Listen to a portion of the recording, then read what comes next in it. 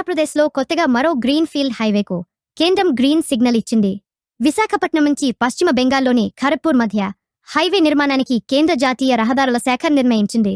ఈ greenfield highway Andhra Pradesh నుంచి ఒడిశా మీదుగా పశ్చిమ బెంగాల్ వరకు నిర్మించనున్నారు. ఈ మేరకు డిపిఆర్ రూపొందించేందుకు ఎన్హెచ్ఏఐ టెండర్లను పిలిచింది.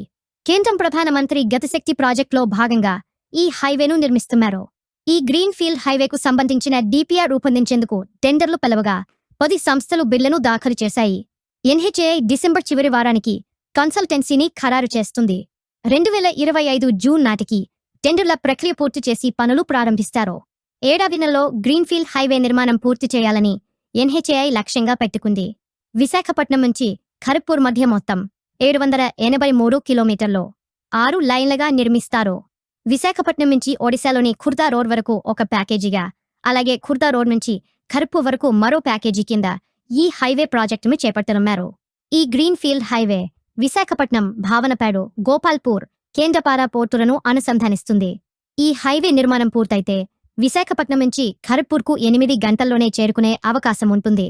ఈ గ్రీన్ ఫీల్డ్ హైవేతో తూర్పు, ఈశాన్య రాష్ట్రాల మధ్య సరుకు రవాణా వేగవంతం అవుతుంది అంటున్నారు.